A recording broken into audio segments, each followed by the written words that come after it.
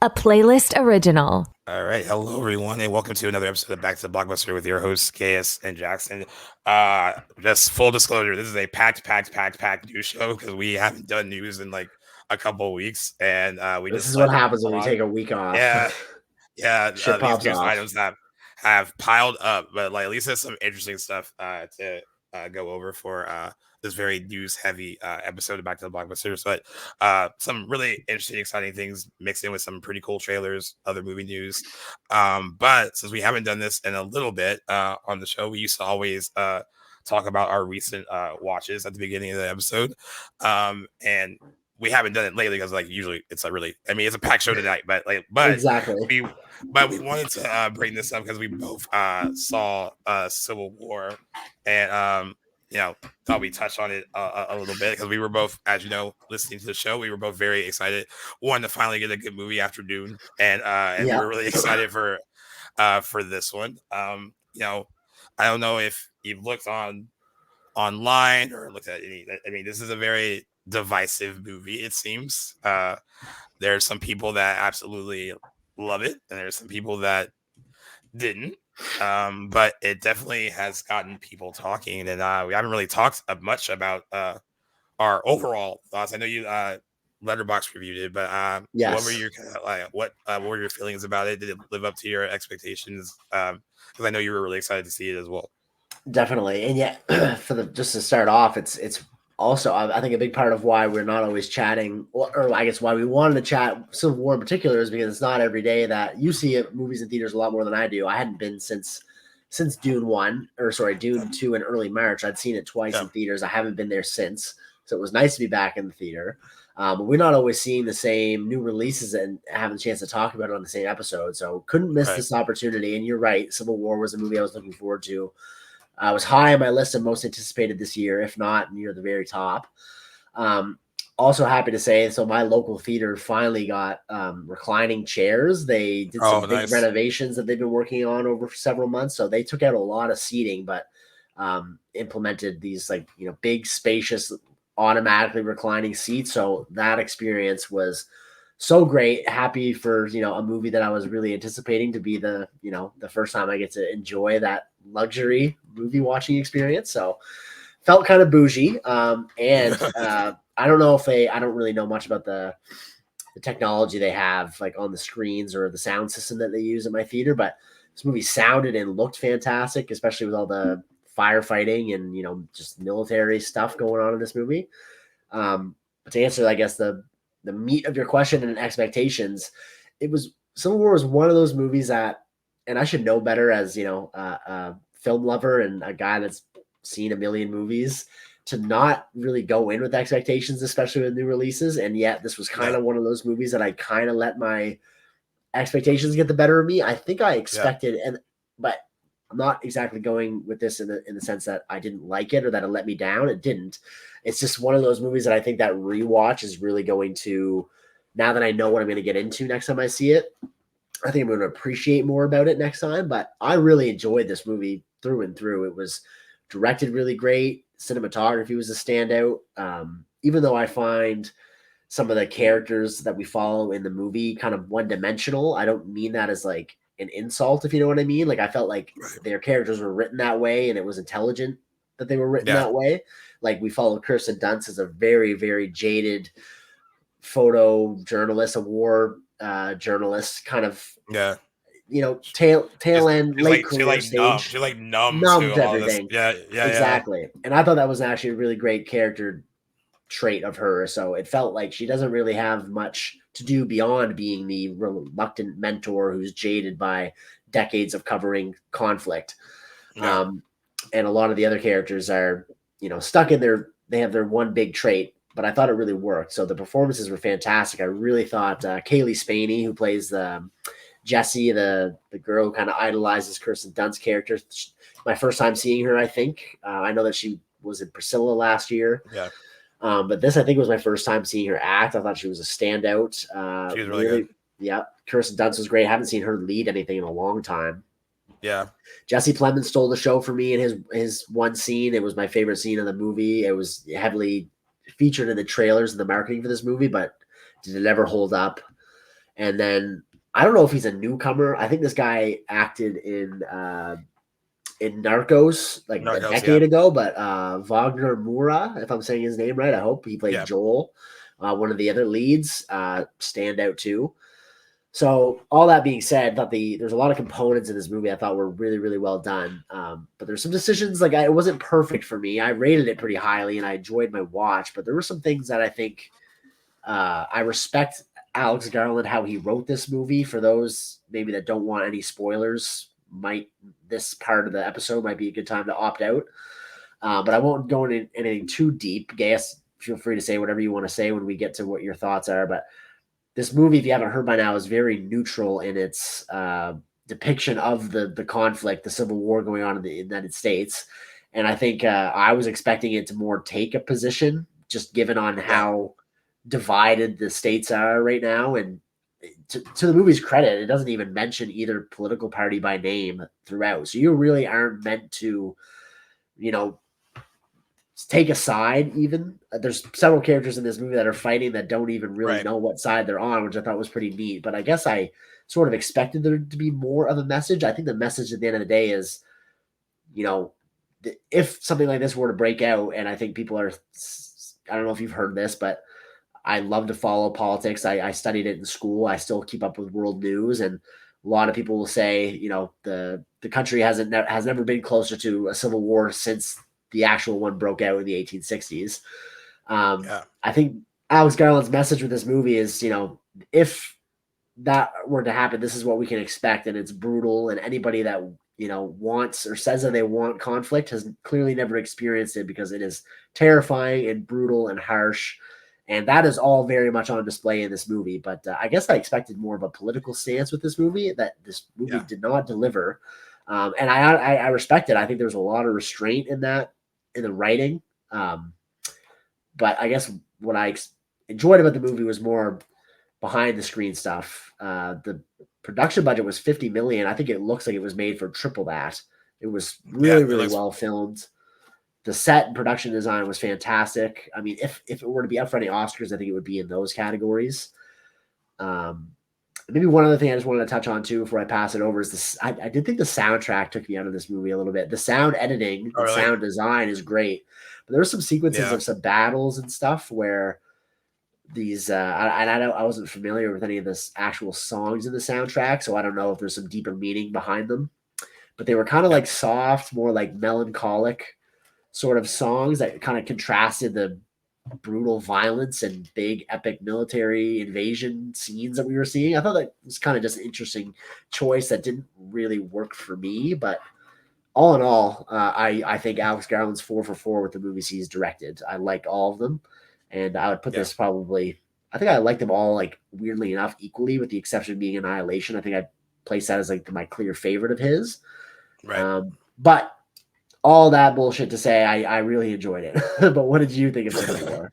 Thank you for been off. Oh, no, man. Go ahead. I really enjoyed it. I think what I appreciated more about it was it felt like more of like a visceral kind of, like, it was a sensory kind of experience that, like, it's a good way of putting it. Kind of felt totally. And there are times where I felt a bit unnerved and uncomfortable, and I think that kind of that was the intention. It's interesting that you mentioned the comment about like a rewatch. So, like, why I liked the movie and I thought it was really well made. I just think because of like how parts of it are so heavy, I was like, I wonder if I would be up for like watching it again anytime soon, where it felt like, like after it was over, when we left the theater, like I still kind of felt like I had that movie like on me a little bit when I came home, and in a positive way, like it did the job it was intended to do, but you also are seeing a lot of things that are like, very uncomfortable to see and witness, and that was like that kind of stayed with me a bit, and I think that probably was the point. Definitely. And I based on like the trailers and stuff, I thought that the movie was going to take a stance one way or the other.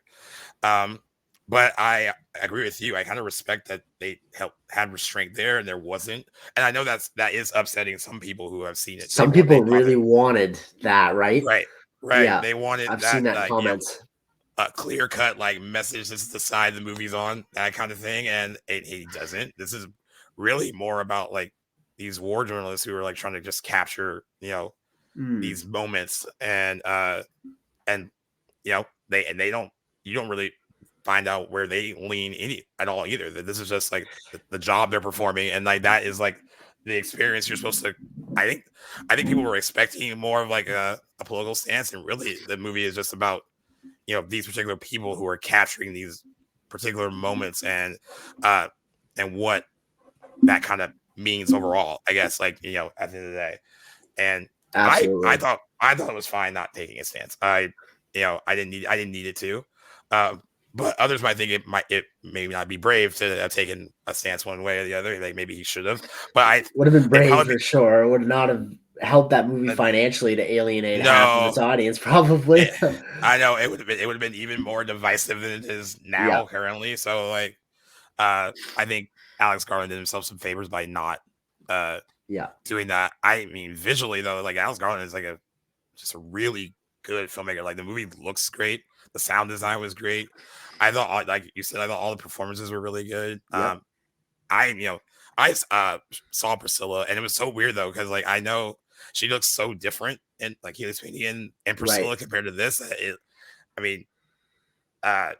I know Priscilla and the movie is like young in the movie, but like there was something that felt more mature about her in that movie. When I was watching this, I was like, oh, like it didn't even feel like the same girl I had watched in Priscilla at all. But I thought she was amazing. She had some really, really good moments. I just love watching the development of her character. Like you could tell like there's this earnest nature about her and things that she wants to do, and then there's certain things that she sees that she's not ready for, and then like anyone would react a certain way where she really wasn't ready to see some of that stuff. And I thought it was interesting too that like as the movie goes on, like her and Kirsten Dunst, they kind of like switch a bit where like she is now like in the trenches, like wanting to get all this stuff, and like the stuff towards the end with Kirsten Dunst, like it seemed like she was like finally less jaded and overwhelmed by everything that was kind of happening. And I thought that was interesting that because she's such a hard ass at the beginning, and then have that kind of if she finally is like becoming less numb to what she is seeing. And I thought that was really interesting. I want to piggyback on that for something for a sec, because there's there's a comment that was left. I can't remember. It was a Instagram account I follow, and for anyone listening that wants to give the Synagogue a follow on Instagram, super great account that posts just movie related stuff. And Synagogue, Cinegogue. I think I've shouted them out before, but so there's a comment on here that said their opinion was disappointing. It said very little. Kirsten Dunst's arc didn't make sense. And somebody replies to it. A guy, his handle is chug.hugs. His response, I thought, was it actually lent this perspective to me that I hadn't. I mean, I read this very soon after leaving the theater. I hadn't even really digested everything that I'd seen. But I want to share it with you and anybody listening that was interested, because I thought it was on the money and really helped me kind of like appreciate Kirsten Dunst's arc, because like you said, this is all tying into how you said that she kind of became less numb and more affected by everything as it went on, and yet she's supposed to be the jaded, experienced mentor figure that has done this for decades, and her character Lee Miller is renowned in the photojournalist world, and Kaylee Spaney's character actually knew who she was, and because she was famous and had looked up to her. But so the reply that Kirsten Dunst's arc didn't make any sense says it was a passing of the torch storyline, which is, definitely evident just by watching the movie. And then he goes on to say that Dunst started as the main character, but it quickly switched to Kaylee Spaney in the first firefight. Dunst said the only reason she shoots is to prevent it from happening in America, but since it's too late, she no longer has a purpose.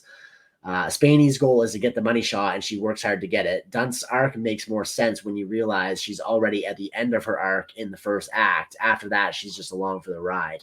I thought that was a super cool perspective on this movie, and would help you, because you're right. It's the comment is totally right. It does kind of become Kaylee Spaney's show, and the person who's she's a very young girl, new to this, isn't really in the action, but when she's thrust into it, she doesn't hesitate. She's there for the money shots, and then we see how that ends up having a negative effect in the final moments of the film. I won't spoil it for those that haven't seen it yet, just because it's so new. Yeah. But super cool passing of the torch movie. It's a kind of a genre blend. I think this movie works as a road trip movie.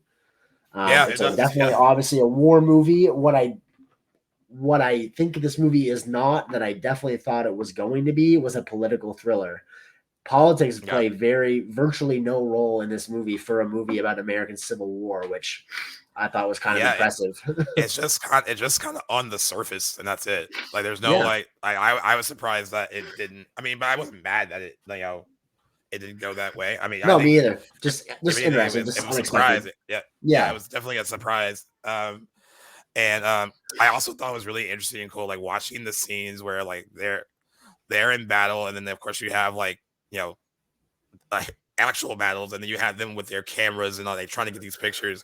And it was like the press. It was like the way it was shot is like the press has like their own weapons and those in those scenes where they're running in and out as they military people are running in and out too. But like it was just really cool to kind of see these two sides, like how they were kind of like the only difference is that their weapon is like a camera rather than guns. And I thought that was like really cool how he shot that and like put them in. I mean, what I really appreciated was the in those scenes in particular, the kind of like you were in it really felt like you were in there with them, kind of like it was 100%. Very immersive, I guess.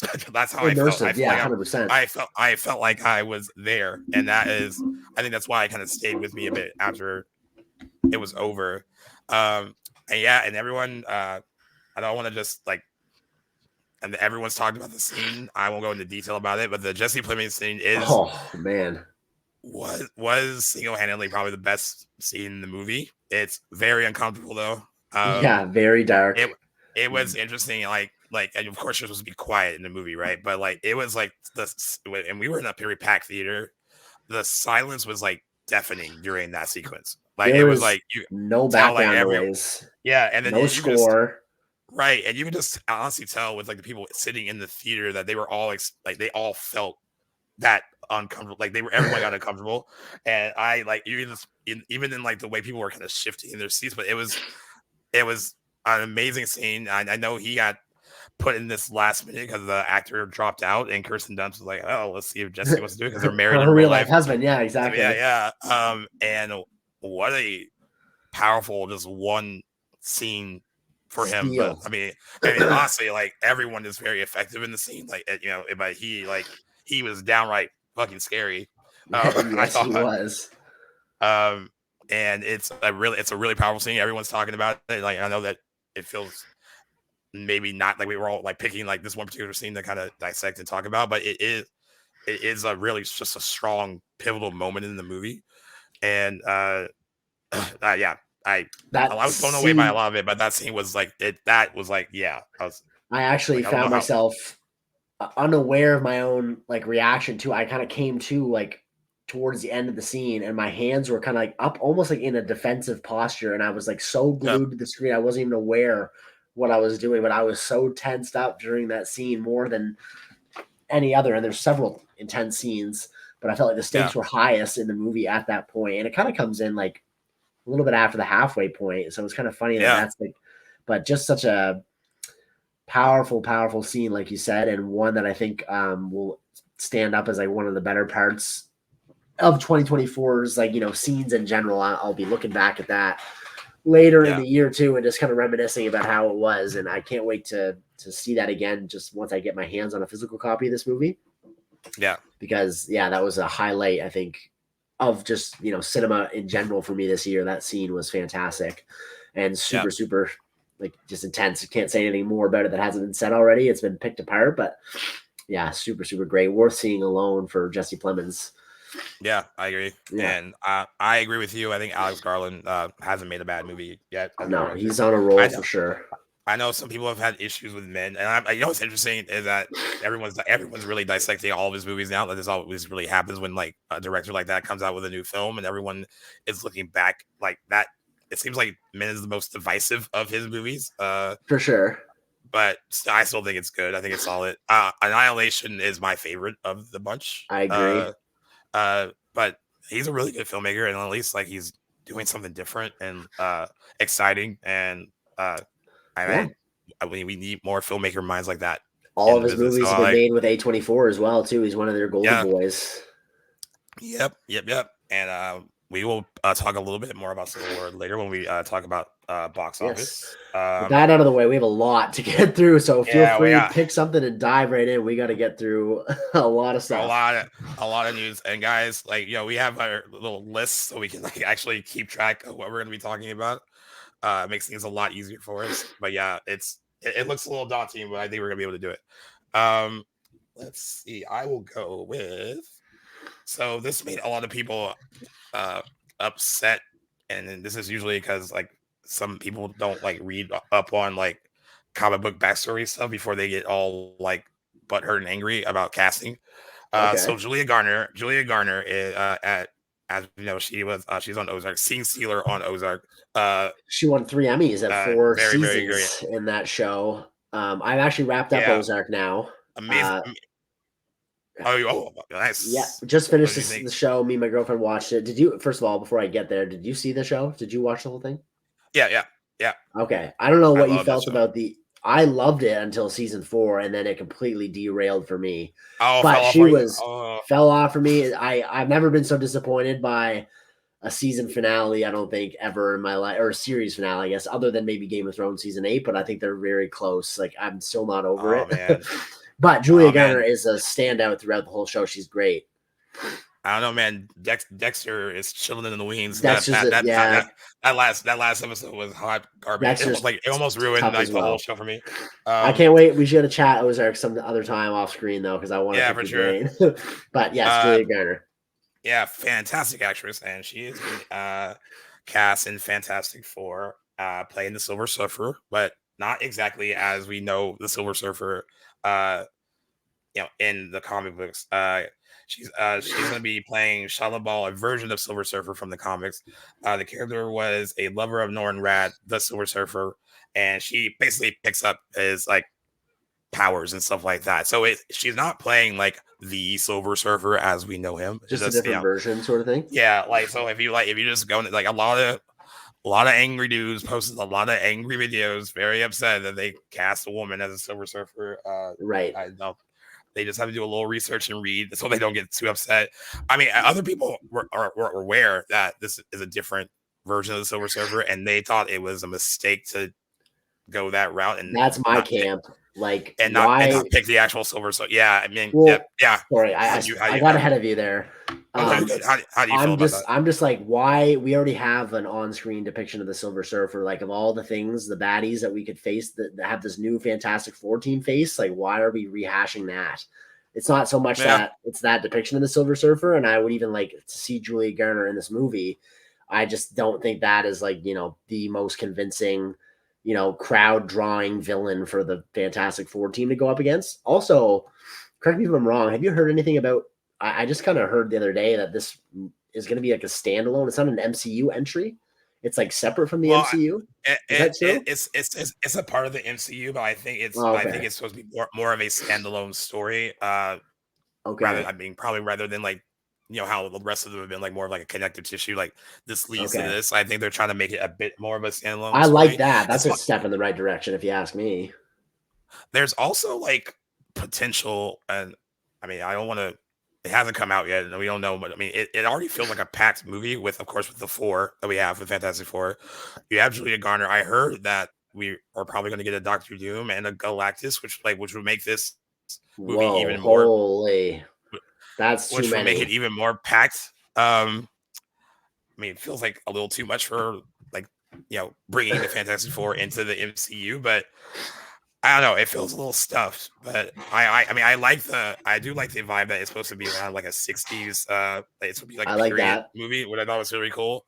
But yeah, I have no issues with her being cast. But I kind of see what you're saying. Where like there's also, I guess if you're going to use a Silver Surfer, like why not use the one that people are familiar with it, but also you're like, hey, I guess they've done it, but like they did it when Fox owned it, so they Right. I guess this will be different. But yeah, my issue isn't so much her. I think she's a great actress. I just feel like they basically said they're still, like I said, they're gonna fit in those other 2 characters too. It just seems like it's a really stuffed movie. Yeah, I don't I don't love what I'm seeing from that yet. I think the best bit of news for this movie so far is that it's supposedly trying to be a standalone entry because I think there's Yeah, just too much uh just messy junk going on in that series that I think this will be benefit by just kind of being a step back and a movie you don't have to do a bunch of homework on to watch. yeah, And I like the 60s timeline too. I think that'll be a draw. So yeah, I don't know. I think you're right. Yeah, they're floating with too much of a crowded, character. yeah, I don't even know what term I'm looking for here, but too many. It's going to be a crowded room. I think if they do try and tie in those two other significant villains, especially if they want to make a sequel to this, you can save characters for that. yeah, exactly. But yeah, I'm not mad that it's a girl. I mean, that's No, there was a lot of angry fanboys that were upset about that, and I'm sure they have their reasons for being angry. yeah. Whatever. Here's something to Um, be angry about. yeah, very much so. Another fucking Matrix movie is being made, and we were just kind of pining over this not that long ago. So Matrix 5 is supposedly in development Yeah, from Warner Bros. Right, and this is 2.5 years after the Matrix Resurrections came out in around Christmas time 2021. That movie didn't even make money. It yeah, it lost like flopped. several $1 million. I don't understand how this is decided to be a good move. You Yeah, said Warner Brothers likes to milk their IPs. Totally true, but like when they're profitable, makes sense. yeah, I agree. And and they were Warner Brothers was like really. I was surprised they didn't announce this on the 25th anniversary of the Matrix. They waited until like a few days after to announce news that this was coming. The only upside, and this is a very slim upside. Drew Goddard is the one that's going to write and direct it. I actually like him as a writer, and I mean he worked on Cloverfield, The Martian. He got an Academy Award nomination for The Martian. He did a lot of work in TV. That's how he got his start. He worked on Buffy the Vampire Slayer, Angel, Lost, Daredevil, Alias. So he has like a good Yeah, pedigree. And, he also worked on like Cabin in the Woods. So yeah, there's a lot of he's got a lot of goodwill, I think. My problem, and apparently he came to them with a really good idea, and that's why they're going with it. I mentioned this offline though. I told you I think The Matrix is one really good sci-fi movie, one off, and then it made a right. lot of money, and then they milked it for sequels. That I don't think that was a movie that was begging to be a franchise at all. First one made a lot of money, and then that's why they made And it was popular, yeah, for three more. sure. Yeah. So I like Drew Goddard, but I'm just not excited for another one of these. I just think that Is anybody like nobody showed up for the new Matrix in 2021? I mean, yeah, it made 100. Let's see here. Made some. I mean, it made box office dollars. It didn't make a profit though, which I'm just right. like, I don't understand. This is on all accounts a losing battle for Warner Brothers, like on paper. So I just find that super, super odd. I think this is going to be a total waste of Drew Goddard's talent. Yeah. I guess, probably a hefty sum thrown his way. But yeah, just a series that is just begging to be put down and just won't be. I even that fourth movie was just from out of left field. Yeah, okay, it grossed 157 million. The Worldwide. worldwide box office on $190 million budget. That's a deficit of $32 million and change. Like that is just insane to me. And let's see if you buy this. Jesse Ehrman, who is the Warner Brother Motion Pictures president of production, he said this about the new Matrix movie. He said, Drew came to Warner Brothers with a new idea that we all believe would be an incredible way to continue the Matrix role by both honoring what Lana and Lily began over 25 years ago and offering a unique perspective based on his own love of the series and characters. The entire team at Warner Brothers Discovery is thrilled for Drew to be making this new Matrix film, adding his vision to the cinematic canon that the Wachowskis spent a quarter of a century building here at the studio. I still don't care. Yeah, that means nothing to me. I don't buy any of that. Like, yeah, sure, I believe that Drew Goddard has an idea that he pitched to Warner Brothers, but I think they're just seeing dollar signs when they should be seeing, a garbage can. I don't understand why. Like garbage can. Like, can't toss that out. I feel this is to be just a destined to be scrapped for a tax write-off. I don't see that. I don't even buy that we're even going to get this. Well, Warner Brothers is good for that. So Yeah, if exactly. they That's decide why to I do say that 100%. it. But yeah, I think you can hear that we are not incredibly enthused. Like I said, I do like Drew Goddard. I will put that out there again, but For sure. that might not be enough though for me to be like, oh, let's get back into. There's not much world to explore, and like I said, you only wanted to explore more world because like the first one made a lot of money, so you were like, yeah, we'll figure something out. Like the second one, from what I remember, it has some great action sequences, but it's not nearly as good as the first one. The third one is really bad. It's just like really slow and really boring.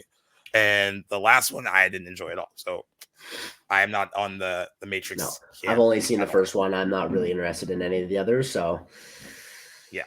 So not really. No.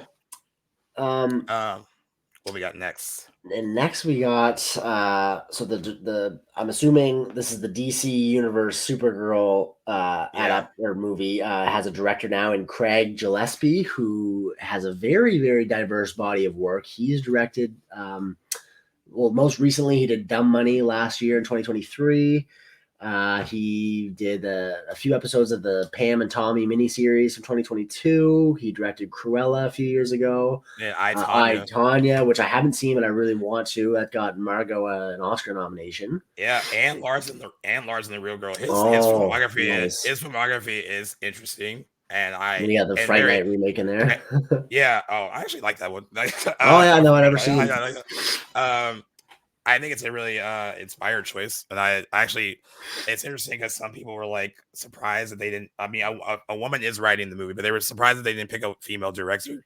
But it seems like if you look at like I, Tonya or Cruella, that story would be in good hands with him though. Like he seems to I think that's why they picked him to probably work in kind of like correlation with the female writer of it, and it wouldn't be just like a man telling this kind of female driven story.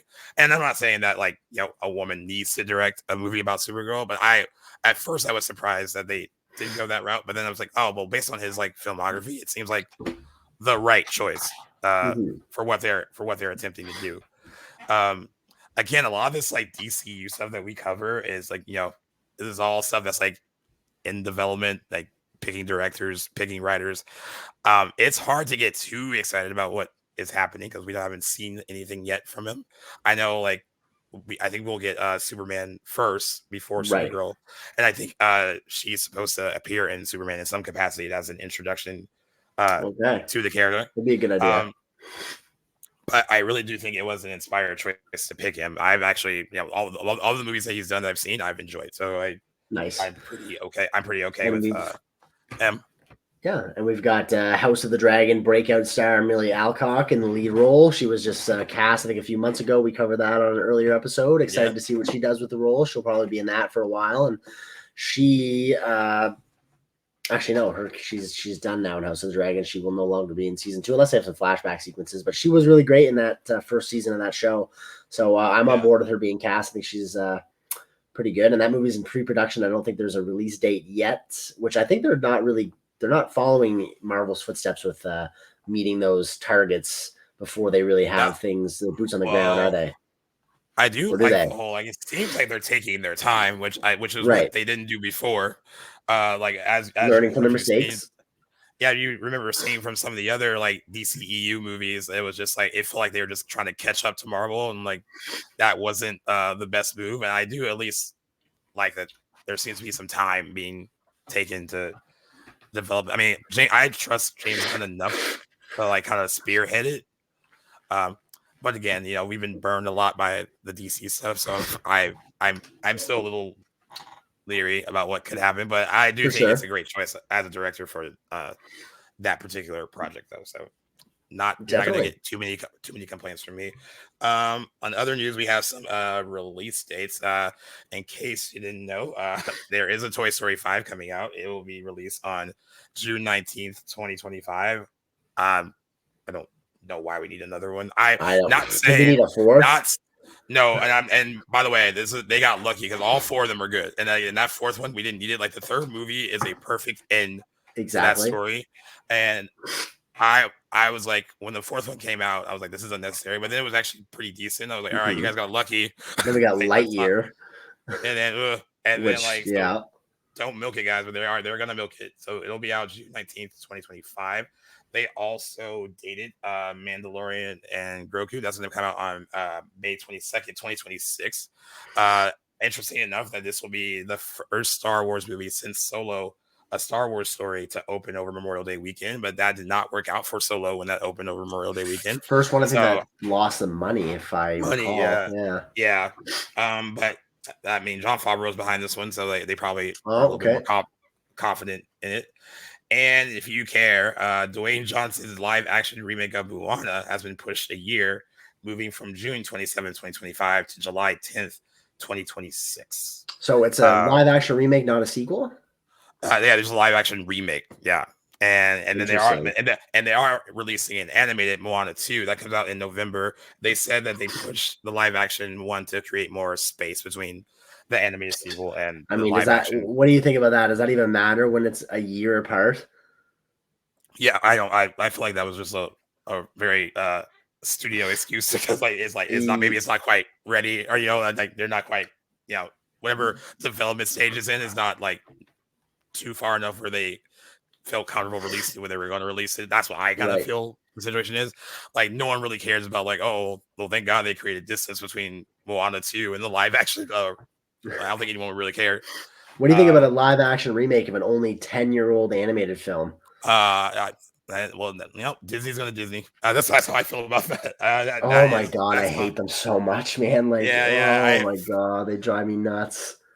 That's how I feel about that. And they're a studio that just gets under my skin when they do shit like that. And just so lazy, but whatever. I mean, for all intents and purposes, I've never seen Moana, but from what I gather, it's very beloved of their recent animated movies. It was kind of like, it seems like it came at the tail end of their like sweet spot in like the 2010s with, still some original content. And I honestly, I'm not one to really, I don't seek out a lot of Disney's animated stuff.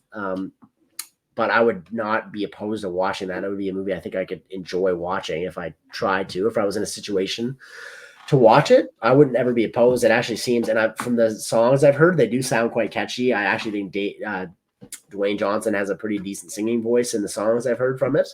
That was the live action shock for me. Yeah, right. Shock for me was that he actually could carry a bit of a tune. I was like, all right, cool. But the live action part, I'm just like, I don't know who's asking so for unnecessary. That. Yeah. No one really. Disney's gonna Disney. You're totally right.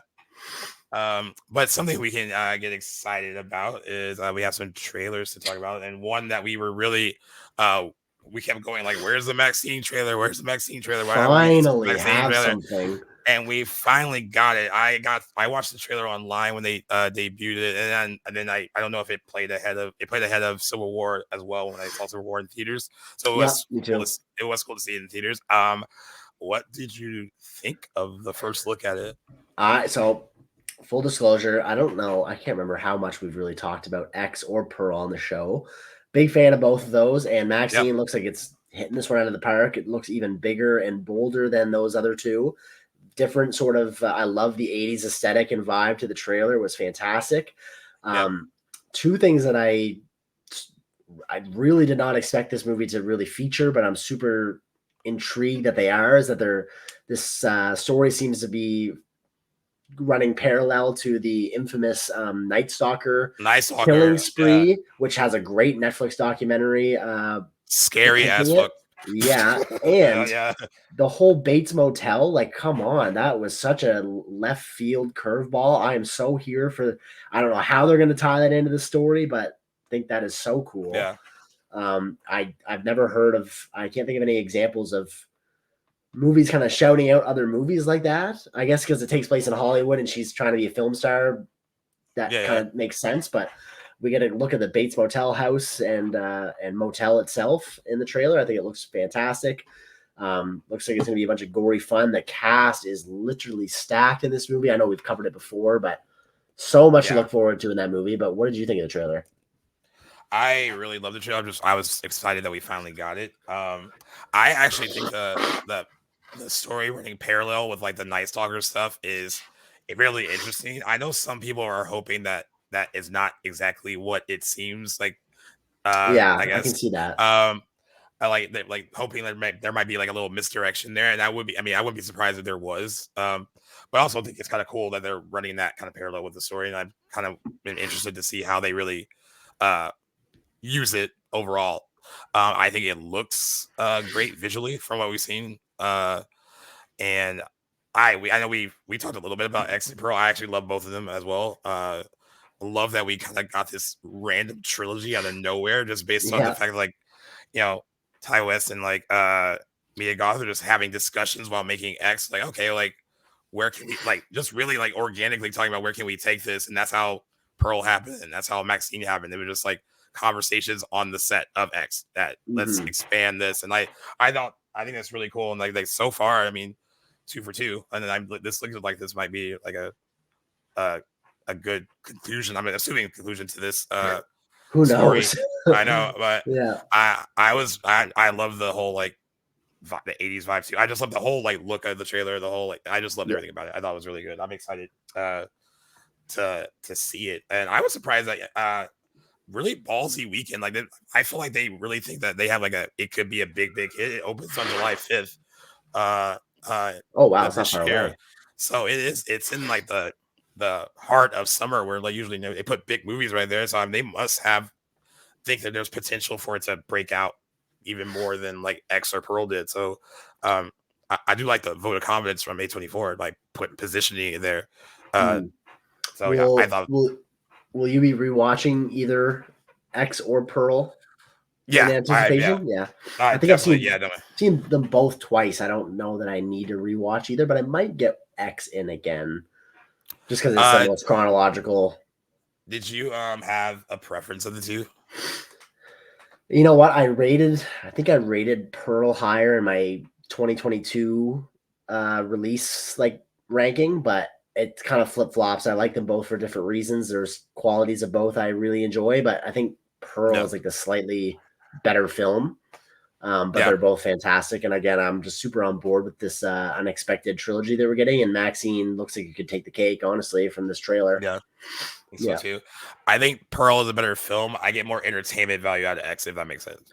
Okay, yeah, 100%. But Mia Goth's performance in Pearl to me is really the bread and butter of those two. Yeah.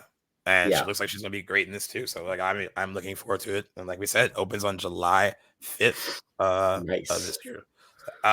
So we have another trailer for a little movie called Fly Me to the Moon. After Jackson watched the trailer, he just says that looked very Hollywood. On camera.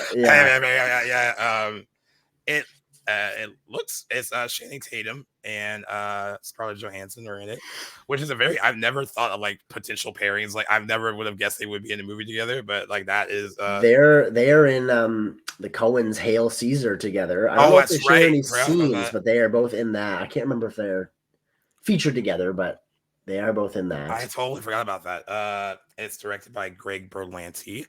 According to the synopsis, the film will take place in the 1960s during the space race between the United States and the Soviet Union. And it looks like this is kind of a period kind of rom-com-y kind of sweet little movie, I guess, too.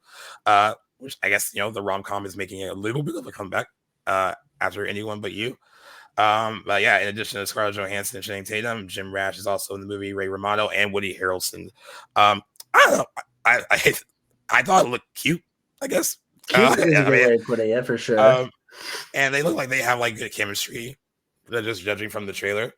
I'm not. Full disclosure, I probably won't be rushing out to go see it. But it's it is an Apple movie as well, so it's coming out in theaters, but it'll eventually be on Apple TV Plus, and I probably might wait until it goes there. I think the story it's telling looks intriguing, but the whole lighthearted comedic approach to it, and the very Hollywood feel to it, is what's going to keep me away from this one. I think I wasn't really impressed with the trailer. I'm looking too at Greg Berlanti and his works. He hasn't directed anything since 2018's Love, Simon, which I haven't seen, but great movie. It's a really good movie. He has, however, a lot of writing credits on a lot of the Arrowverse, TV. He's and Dawson's Creek too.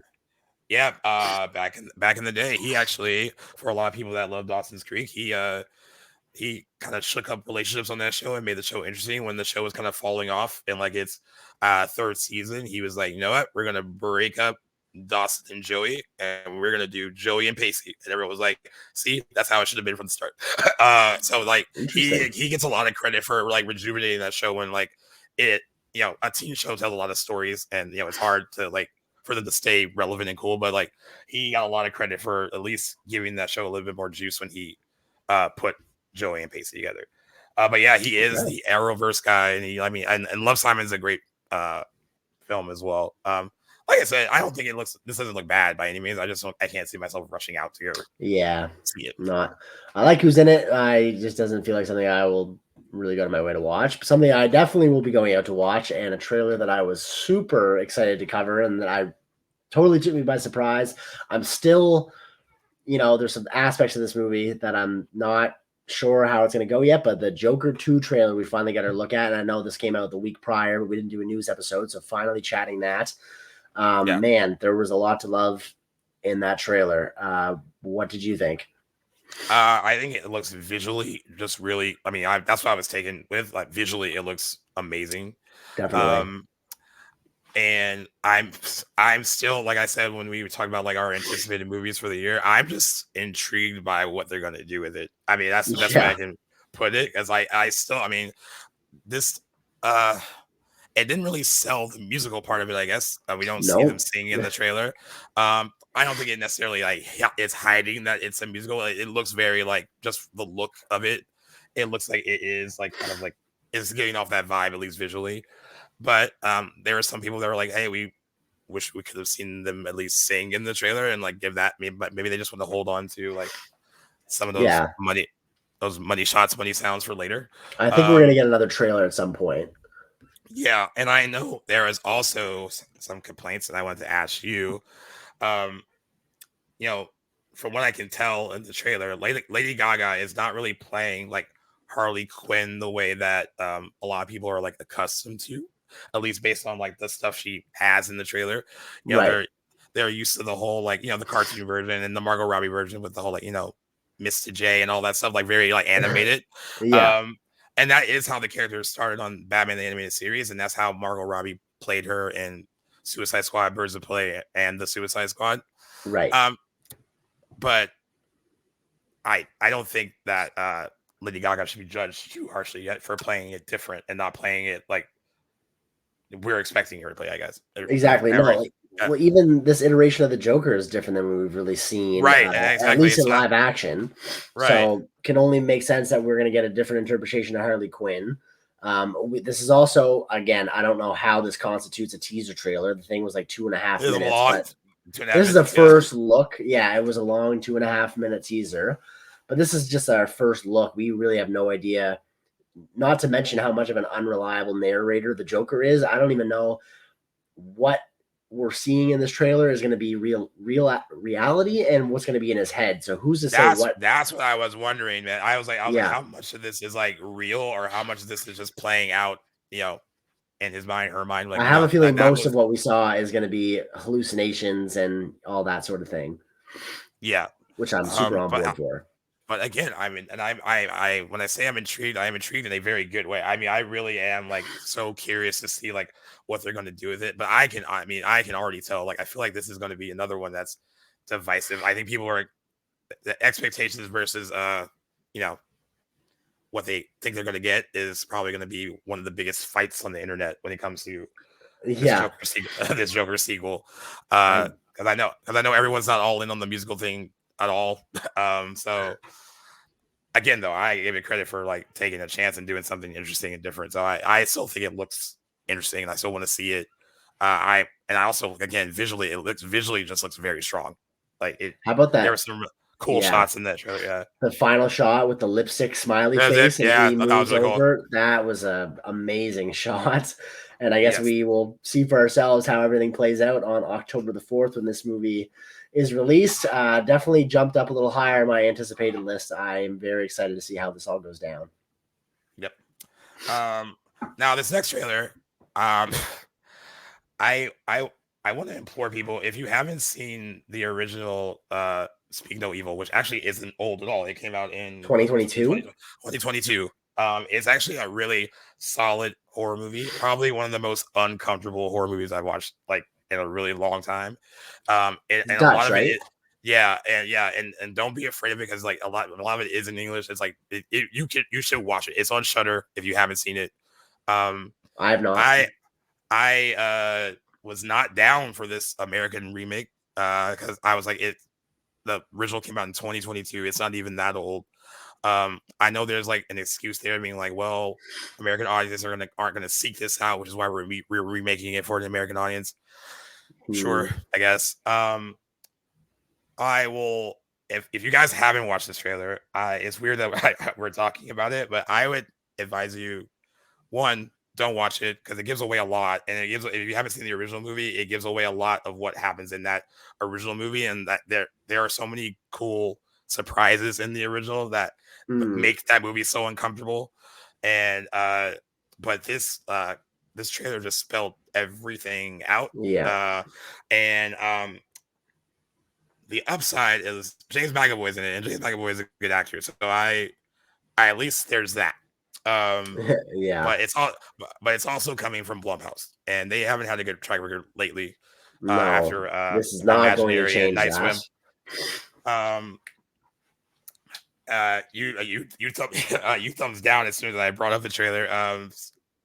Is it more so because like they're remaking it so soon, and like why are you even remaking something that's only like a couple years old?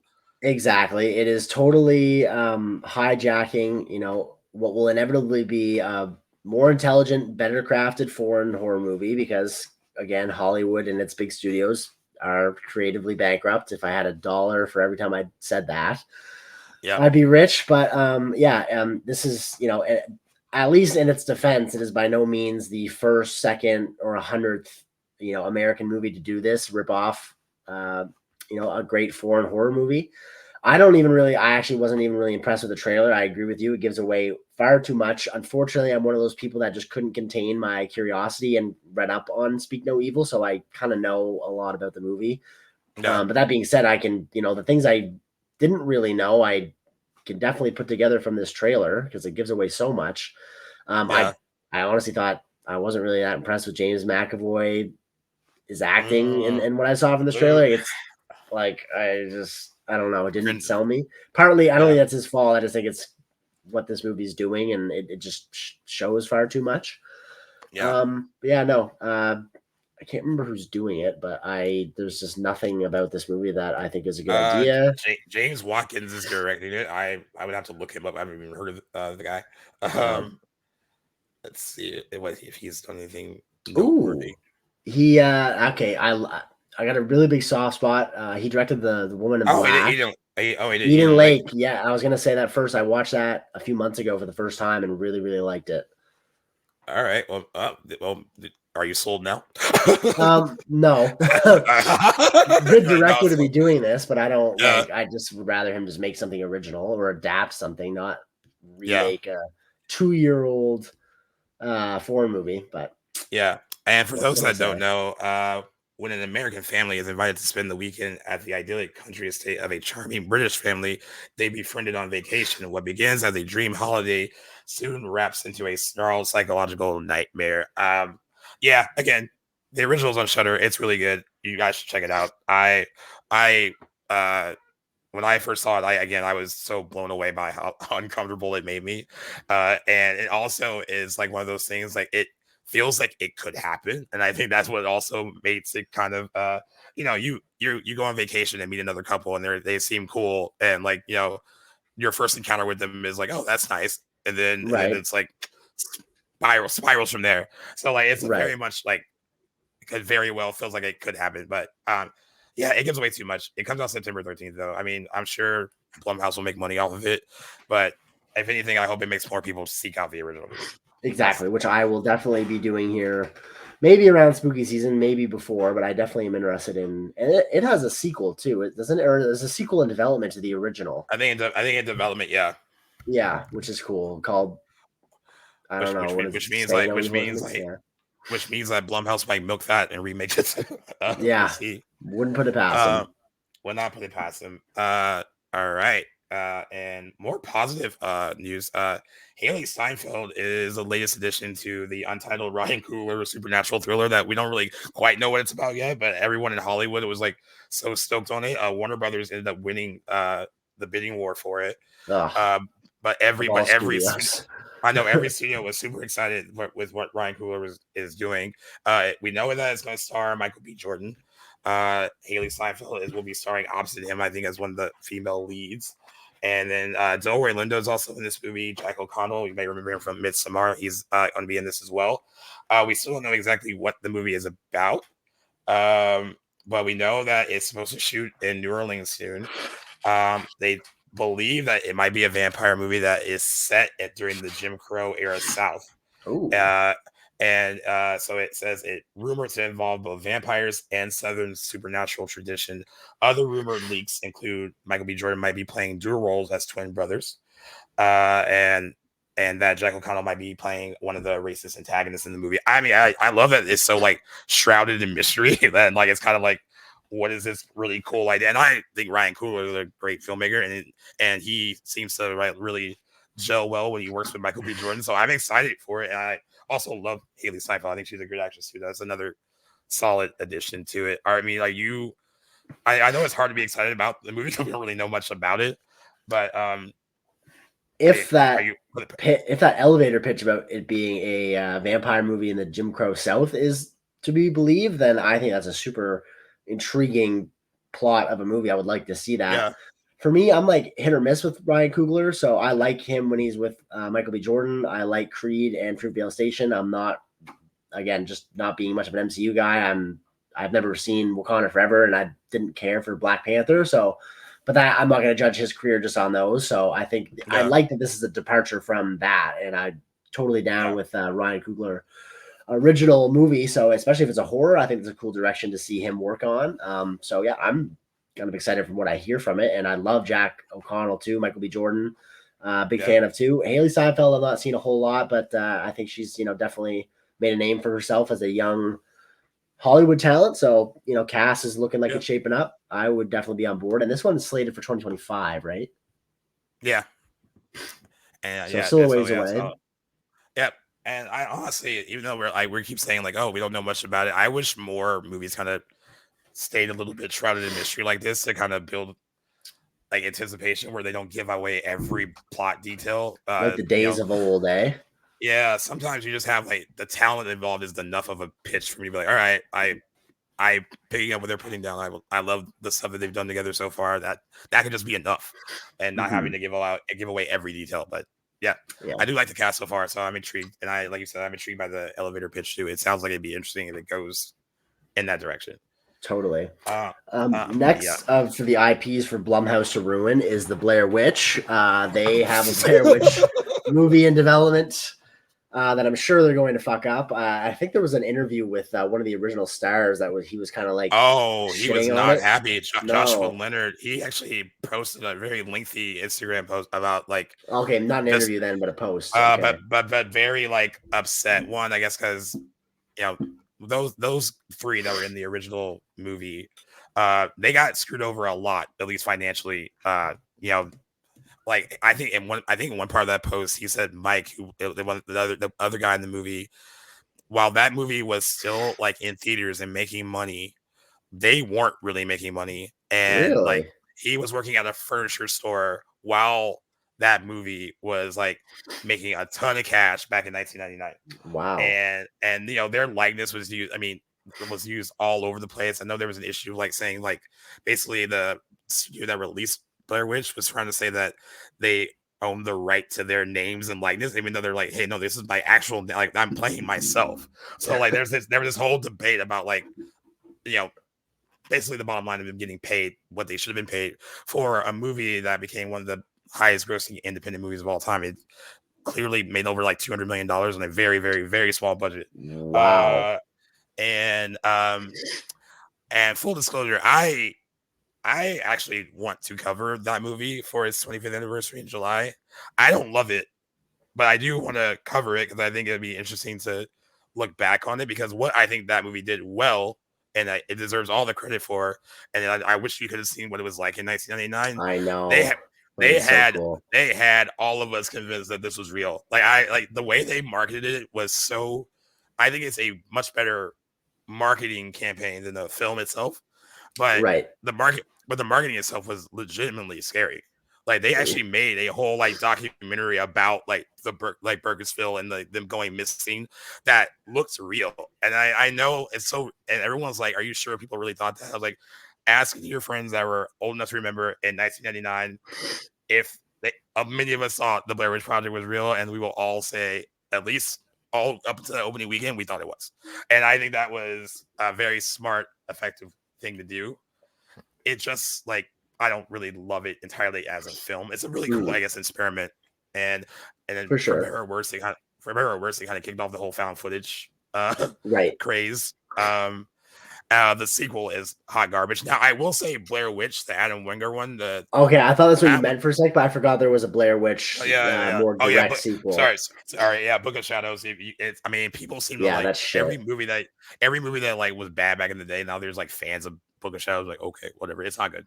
But Blair Witch is good. I actually did like that, and yeah, me too. I have it up right now. I'll probably rewatch it if we do cover Blair Witch in July, which I'm surprised that you're and happy that you want to cover, because I would be down for a rewatch that. So I like that. I haven't watched it I haven't watched the Blair Witch Project in a really long time. I think it would be cool to look back on like what that movie did marketing wise. It is a really cool way they handled releasing it. I think I think it, as far as I feel now, and maybe I'll feel different when we rewatch it, but it felt more like a better experiment than the film itself. But another thing that was interesting about the Blair Witch news, buried in that story, is that Blumhouse is reimagining Blair Witch, but they're also going to be reimagining other Lionsgate releases, like horror releases. So this is part of like a multi kind of picture deal, not just Blair Witch, but like some of their other Lionsgate titles. I know it sounds like we're shitting on Blumhouse. I don't feel too great about them spearheading this, and I also think it's hard to recreate. Like the whole reason like people enjoyed, if they did like the Blair Witch Project, was because like it was so of its time and the marketing was so good, right? And I don't know if you can like replicate that. Like that was part of the power of the movie if you did enjoy it, and I don't know if you can do that again. I don't think so. I think like just we've come so far since then that it was kind of like a 1 in a million or of its time marketing ploy, but yeah, still has that legacy, and I always appreciate the movie because of that. I guess like I like just the lore of the Blair Witch, and I think witchcraft in this kind of sense, in the way like the witch that we just covered kind of tackles witchcraft, is super scary and interesting to see. So even though I don't have high expectations, I would probably keep my eye open for it and might even make the time to go watch it, but waiting with bated breath, I suppose, not really expecting much, but oh well, I'm always down. I'm looking forward to chatting that in July though, for sure. Yeah. And and speaking of Lionsgate again, they're trying to fuck with our planned dual episode for The Crow, because they have delayed that movie. Not by a lot. It was supposed to come out on June 7th. It's coming out on August 23rd now. No real reason why it was pushed. I'm not sure, but I suspect maybe because it was supposed to open against Bad Boys Ride or Die, and maybe they thought that was too much competition. And but one of my friends was like, I do not like that August 23rd release date. August scares me when it comes to certain movies, because it's like, is it good or? But keep in mind that Alien Romulus is also coming out in August, and that looks great. So yes, it does. We talked about The Crow, and like we have different feelings about where this new one could be headed, but it's still coming out this year. And I guess also Saw 11 is delayed as well. It was supposed to come out September 27th, 2024. I didn't know it was going to be that soon, but now it's coming out September 26th, 2025. They said they just want a little bit more time to develop the story. I can't believe they were going to rush it that quick. So I didn't even know it was in development. Yeah. So yeah, we don't necessarily love delays, but like I'm like, yeah, if you need to let Saw 11, that's so weird to say, cook a little bit more, let it cook more, I guess. I guess so. And we're still getting The Crow this year. Yeah, it's too bad that it's not coming out the same month at the anniversary, because I'm planning on rewatching that in anticipation for the for the remake, which I'm not 100% sold on, but there's parts of the trailer that I like, and I'm interested to see Bill Skarsgård in the role, and I like how gritty and violent it looks like. But I know I can't. So you must be on the other side of that. Were you not convinced? I mean, I'll give it a shot. I mean, there's certain. I'm not. Sorry, I shouldn't say I'm convinced. I'm not convinced, but I'm willing to give it a shot too. Yeah, I like Bill Skarsgård. I think I told you before when we talked about it. Like The Crow itself, it's just hard not to separate the Brandon Lee stuff from it, and that makes it a bit more of a powerful movie, the original at least. But I'm open to it. I'm not like I'll go in with an open mind. I'll say that. There we go. Right, we got some other movies in development, and I don't know why they are, but Lucky Chap, the production banner that Margot Robbie is involved with, they put together Barbie. They're making a Sims movie, and I guess they were going to continue just making random movies. They're making they're making a Monopoly movie. That very same based on the classic board game. And I don't know why. I don't know why Margot Robbie is so up in arms to do these weird, obscure board game movies and doll movies. Yeah. I get Barbie on paper why she wanted to do that. I have no idea what appeals to her. She's doing the Sims movie and Monopoly. Yeah, right? same production company. Yeah. So what the hell is that all about? I was like, I don't know how. I mean, her production company did do Saltburn. That was great. And but it is a really random. It's like she was like flipping through a book. She's like, "Ooh, we should do Sims." Like, "Ooh, we should do Monopoly." Like that. It just seems like a really weird. I'm with you. I don't get it. I mean, I'm not surprised. It's like just about anything can be a movie. But should not it though? Really yeah, right. No, I think that's super strange. Yeah, and not really really on board with it. But again, like with every press release, they were like, "Oh, they came with us with a really cool original idea." I'm like, "All right, cool." I mean, if it kind of subverts expectations and it ends up being kind of like smart, like kind of satire, I guess there could be some potential there. But like you said, Hollywood is like a little creatively bankrupt a little bit. Exactly. It's struggling. It needs to take things where they can and make movies out of them. And I don't know. I just feel like those aren't going to go anywhere. But I would have said the same thing when the Lego movie came out 10 years ago, and that movie is actually pretty decent and got good reviews. And so anything can happen, I suppose. But I don't get this. This is definitely I think we're at the beginning of a new trend that the Lego movie probably pioneered a little bit, a while ago, and Barbie has resuscitated, and we're going to see more of these obscure toy movies. And I don't know, I'm not really here for it, but I'm sure they will be here until they start losing money. Yeah. Some interesting development. This is a story we've been covering for a while and looking at, but the 28 Years trilogy installment has found a director in its second one. So Danny Boyle and Alex Garland are coming back to do the first movie in that planned trilogy, and now the second movie, whatever, still untitled, but has found a director in Nia DaCosta, who's hot off the Marvels from 2023. I thought this was a really interesting directing decision, and I don't blame her for the Marvels failure. I don't either. I just thought that was funny. I was like, define hot off the Marvels. Yeah, hot off the frying pan, I guess. Yeah, I guess what makes her an interesting choice though is that the Candyman movie she did was really good, and I like that. I wasn't huge on that. I know it did well, it got well reviewed, and I get that there's probably still some faith in her as a director. But for me, like I saw this news, I was like, oh man, like her last two movies, I was not fans. I guess I didn't see the Marvels, but I don't need to. Yeah, just goes without saying. I wasn't huge on her Candyman, but again, I don't think what I didn't like about Candyman wasn't her direction. It wasn't her fault. So I can't really lay blame on her either.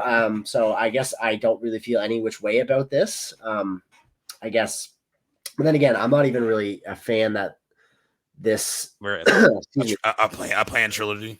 Exactly. I'm not huge on that anyway, but I will take this first movie and then make judgment after that and see if I'm ready for two more. But I'm all for 28 years later. I will say the one thing I think is good news is like when Deadline covered it, they said the reason that they're trying to pick a director for the second one so fast is because they want to make sure that there is a cohesive story working from one director to the next. So I do like that they want to make sure that I do like that when they want to make sure that like, hey, we want the trilogy to be like one kind of cohesive like main story instead of doing what they did with like those new Star Wars movie and be like, yeah, we're gonna make it the Force Awakens and not plan how are we gonna do the other two. Yeah, exactly. So I do like that part, and I mean I liked Candyman enough that I think she's a good up and coming director, and I don't think the Marvels was her fault. There's bigger cooks in that kitchen, Exactly. that and I don't think that it's a testament of her talent as a director. I think it's an interesting choice. I be interested to see her do a horror movie. So she did Candyman, but I guess sort of a different approach. So yeah, I guess I'll give her the benefit of the doubt. But if I gotta look and see if there's anything else that she's done that maybe I should check out before we get there. But yep. Yeah. All right. This next news is exciting. Exciting is right. Did you have this on your bingo card? No, but I'm here for it. Me too. They are doing a live action R-rated Teenage Mutant Ninja Turtles project based on it's Teenage Mutant Ninja Turtles: The Last Ronin, and it's actually a pretty dark story if they follow the actual the comic book closely. Is set in a totalitarian future in New York City. The comic miniseries told of how the Turtles and Master Splinter are killed off one by one by the grandson of the villainous Shredder and synthetic ninjas. One turtle manages to survive barely and vows to exact bloody vengeance. And I guess one of the tricks of the book is that you don't really know until which one of the turtles has survived, because the actual turtle uses all of the weapons of each one, and so a black you don't really mask. Yeah. This was like one of my favorite news stories from the week. Actually, I'm so excited for it. Me I thought too. that was because, and honestly, if you go back to like the Ninja Turtles comic books from back in the day, like the black and white ones, they were not like this dark, but they were darker than what the thing is. Like the Ninja Turtles became huge, like toy wise, and then they made like a kid friendly animated show, which is the amazing. Animated show was awesome growing up. I watched the shit out of that. Now, what they did in 1990 with that first Ninja Turtles movie, which I still love, is as gritty of a, at the time at least, Ninja Turtles movie that you were gonna get. It's basically a crime thriller with turtles, guys, and like that first movie is really good and like a lot darker than people probably remember, and but a lot of parents, even though the movie made a lot of money, a lot of parents complained that the movie was too dark, and which is why the subsequent live action movies got very, very kid friendly. But the Ninja Turtles as a brand is just like still hugely successful. We just had that animated Mutant Mayhem, which was actually really good. That came out not too long ago, made a lot of money. So as a brand, it's still very much viable and works. I love that they're doing this. So I know that you sent me like you were like, I'm down for this. You have any more further thoughts about about the project? Just that I've always been a huge fan of the Teenage Mutant Ninja Turtles since I was a kid. I was big on the animated show. Like I said, there was like a video game for the original Xbox that Cam and I used to play way back in the day when we were just youngsters. I've always been a fan of the IP. I'm not really familiar with the comic storylines, yet I had heard of the Last Ronin storyline before. So to hear that they were getting an R-rated adaptation of that particular storyline was completely out of left field for me. And it was something that I just didn't know that I needed. So I am super on board for that.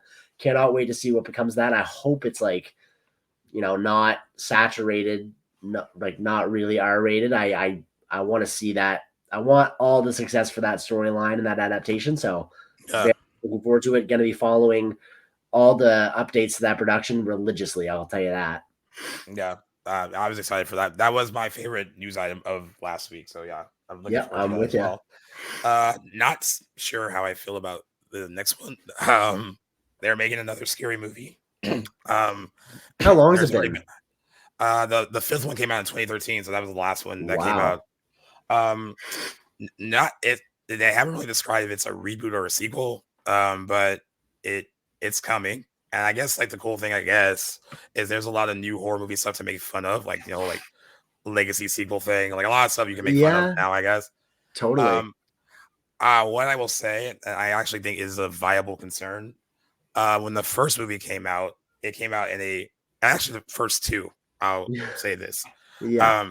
Comedy had like no limits back then, and they're all, and that movie is It's hilarious, but offensive by a lot of standards these days. it's super offensive, and everyone is so politically correct now, and everyone is like, "This isn't funny. That isn't funny." I don't know if it can work now, but guess everyone's a little bit sensitive when it comes to comedy. It's going to depend on how many, like how far the studio wants to stretch it and who they're willing to offend. Because I think there's potential in a lot of the new horror movie stuff, and I think A24 will probably take a lot of licks if they go forward with this. But yeah, it depends on who they want to offend, how much they're willing to let go. Yeah. Are you a big fan of the franchise, or have you seen all of them? I haven't seen all of them, but I've seen the first one a few times, and honestly, like there are some gut-busting laughs amongst those movies. I love, just as a film lover, just seeing the movies, like the references that they are picking at and putting in the movies. So it's always kind of fun, like homework to watch them, I feel. Yeah, I've seen the first two a couple times, the first one for sure, and they're iconic. Like, there are so many great sequences in those movies that are hilarious. So yeah, I agree. And apparently Anna Faris and Regina Hall are interested. I don't know if they're going to get them, but they were in the first four together. Brenda and Sydney, right? Hilarious duo. Actually, they were very funny Definitely. together. So I would, if they can get them back too, that'd be pretty cool. I would be down, but I am worried about the whole. Everyone's a little bit more sensitive now when it comes to comedy. So you're absolutely right. So it could be like literally, I don't know, very garbage level humor. Who knows? But I think it's an interesting idea to keep it going, and I think there's a lot of new material to make fun of since the last one. But I don't know. It could be like a series of its time that just will never replicate that magic again. So that's kind of what I'm leaning towards. Will probably be the case, but I guess we'll see. Yep. All right. What we got next? Next up, I actually didn't know until reading this right now that Edgar Wright was doing this, but and that Stephen King had done this, but the infamous. It's an 80s, right? The Running Man. Arnold Schwarzenegger. Yeah. 80s action, which I've never seen The Running Man, but it is getting remade, excuse me, by Edgar Wright, starring Glenn Powell, which I'm excited for because I think that guy is a great up-and-coming talent. I don't love that this is a remake of an 80s action classic, but you know what? Like there's only a handful of those that haven't been touched yet, so I guess I can't say I'm surprised. But have you seen you've seen The Running Man, eh? I have. It's a fun 80s movie. I haven't seen it in a very long time. Yeah. But I mean, how about it being remade? I don't think it needs to. I thought the biggest shock of that story was that Edgar Wright was doing it. I mean, more so than Glenn Powell being cast. I was like, oh, Edgar Wright. I didn't even know he was like circling like a remake of The Running Man. Like I had no idea that was like an upcoming project for him. I love Edgar Wright though. I do too. And as you know, everyone, Glenn Powell is having a moment. He's in everything right now. I honestly think he seems like he's well on his way to becoming probably one of the most successful like leading male actors in the industry right now. Like absolutely, and like and he really pounded pavement and put in work because he's been doing this a long time. But like he kind of like it seemed like he really Top Gun Maverick was when he kind of took off and then has not stopped since then. No, he's on a roll. But I'm actually down for it. Like, I think Glenn Powell's a good actor, and I like Edgar Wright. I'm just surprised that this was something that he was interested in doing. But yeah, and a Stephen King adaptation too, which I did not know until today that he had done the original or that he wrote the original. Pretty cool. Yeah, it was funny because like Stephen King, I feel like he writes everything. There's certain stuff I'm like he wrote that. You're like Jesus. I know exactly. This is one of those. I'm just like, oh, okay, interesting. Yeah. And another interesting thing too. I mean, this could potentially be good, but I have some concerns. A script based on the biography, the Chris Farley Show, a biography in 3 acts, is being shopped around, and attached to star as Chris Farley is Paul Walter Hauser, which I think is actually pretty good casting. But it's supposed to be directed by Josh Gad. I think that's where it lost. That's where it lost me. And as we know, like Chris Farley was big on Saturday Night Live. He did some few movies with David Spade, Tommy Boy, Black Sheep. But tragically had a really big substance abuse problem and died of a drug overdose in the 90s. So like it's only 33. Yeah, very much a larger than life performer and really funny. I'm actually surprised that a movie about him wasn't made sooner because there's potential there. I think Paul Walter Hauser, I think that is, at least looks wise, is pretty good I gotta look. I know his name, but I don't know what he's a good actor too. Mm-hmm. But I don't know. Like I'm just a little like question mark on the Josh Gad. Yeah, I'm not a huge fan of Josh Gad, so I'm not sold on that either. But I don't know much about Chris Farley. I got to do some research on him. I know that he, is an infamous comedian and had his ties to SNL, but didn't know he died so young. That was surprising for me to see. So I don't know much about his life, but that's pretty interesting that he's finally getting a biopic. In his honor. And it could be good if it's done right. So totally. But yeah, and I jokingly, it's not written here, but I jokingly said that we have a short like legal segment of the show right now, right. so we can just update you on some stuff that we've talked about in past episodes. The Russ armorer Hannah Gutierrez-Reed, she was sentenced to 18 months in prison for involuntary manslaughter in the 2021 shooting death Helena Hutchins. Alec Baldwin is also he has his day in court soon too. I think that he will likely get off, but there are some people that were like, "Hey, he was a producer. He should have been more, I guess, responsible for like a lot of stuff that was going on that set." And apparently, that set was legit, like kind of like a Wild Wild West kind of situation where a lot of corners are being cut. Right. And if you're a producer, like how much responsibility you have, and then also, but if you're an actor, how much responsibility are you supposed to have handling a prop gun? Right. I mean, I guess, So, but big conversation. I wasn't surprised that she. Yeah, I wasn't surprised that she. I guess it does seem a little long, but I don't know. She got the maximum sentence that she was facing there too. Was the 18 months? So yeah. And that situation is just tragic in and of itself. That was one of the first, like we covered that a lot on the show, and I don't know, it was just really sad. Like it was like one of those things where you could tell that she up and comer, like the photographer, she like had a lot of potential, and like a lot of people really liked her. Not one of the best things to cover when it happened, but it did kind of bring up an interesting point about gun safety and all that stuff. I mean, because like the industry had gone through that with Brandon Lee in 1994 with The Crow, and so you would think like it'd be a lot safer doing these kind of things, but yeah.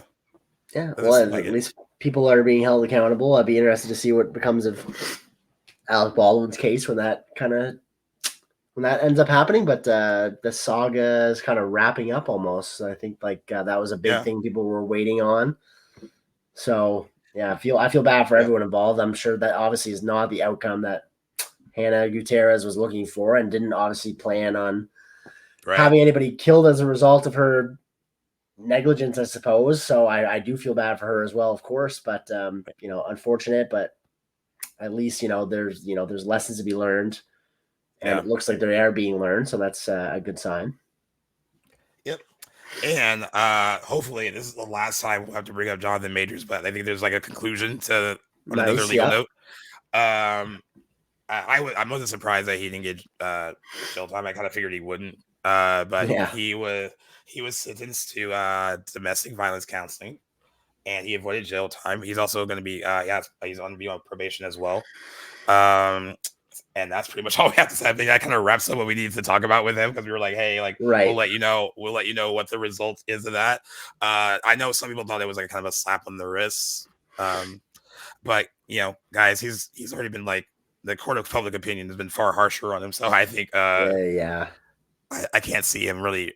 I can't see a career rehabilitation thing happening anytime soon. Definitely not the end of his woes, that's for sure. Just probably the end of the legal stuff. But I doubt he'll ever recover. So punishment has been doled out for him for sure.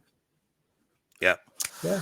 And I guess now, do you want to tell everyone how you beat me again at the box office? So like Gaze mentioned, we are circling back to Civil War here.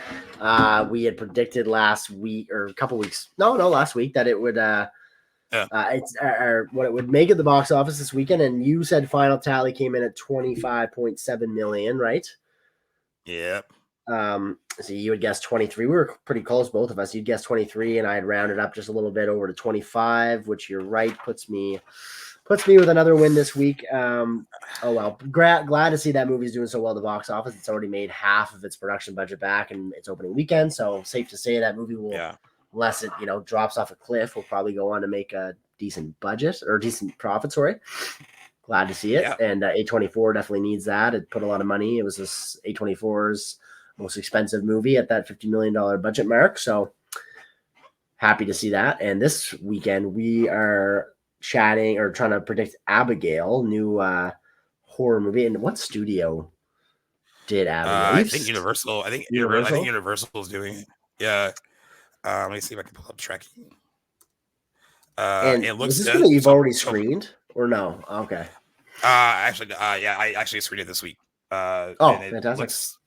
It looks good. It already has a 80% on Rotten Tomatoes, so pretty decent score so far. Okay. And I also heard from people who have seen it already that it's a bloody good time. There is lots of gore. It's supposed to be like a really fun horror movie. So I'm looking forward to that. Surprise. The high end is pretty high. It's $28 million on the high end. Whoa. Opening weekend. The low end is 18. That's quite the gap. It's a really big gap. I don't know. Damn. I mean, I'm letting you guess first, so you better make up your mind. That is a crazy tracking gap, though. $10 million. Yeah. You know what? I'm gonna go with 20, and that's not a bad opening weekend. I don't know how. No, that's great. There's potential for it to break out, but I think 20 is a good start. I still feel like Civil War is going to maintain a lot of that high for people that didn't get to go see it opening weekend. So because of that, I'm going to go a little bit on the lower end of the tracking too. But just so that we don't have the exact same number, I'll probably go with 20. Oh, just to make things interesting, I'll go 21.5. Why not? There you go. Throwing in a half digit there. I know. And honestly, you've clearly been better at this game than I have. So, man, blind luck. Blind ass week every week. I don't have any insight into box office trends. If anything, you do. But But yeah, we're looking forward to that one. And by the way, too, I just want to throw this out there before we wrap up. Challengers has a 97% Rotten Tomatoes with 6 reviews counted so far. Whoa. That makes me even more excited to see the reviews so far have been like really, really, really good. Some people are even calling it his best film, which I think is interesting too. So there we go. I mean, April is shaping up to be a decent month at the movies. Absolutely. Very excited. That's the end of the month, right? I'm super April 26th. Very excited to see that. Yeah, well, we'll be predicting that one then here in another week or so. But that wraps up everything, and I mean everything that we threw at you guys. This was like the most news stories, I think, by a wide margin that we've ever thrown into one episode, and that was due to us having a week off, just doing some other sorts of episodes. So, guys, if you're still hanging on, I guess we made record timing for all this stuff too. It's been kept it to like an hour and a half, so appreciate you guys listening to everything we had to throw at you guys today in what was episode 167 of Back to the Blockbuster, special 2-week news episode coverage. Appreciate you guys hanging out with us again for another episode. You guys know the drill. Anywhere you guys get your social media or your podcast, you can find us at the handle at Back to the Blockbuster. Make sure if you haven't already, guys, go check us out on playlist. You guys can get that from any app store that you guys have, regardless of your device. Got to give some love to them, and we appreciate you guys sticking with us for episode 167.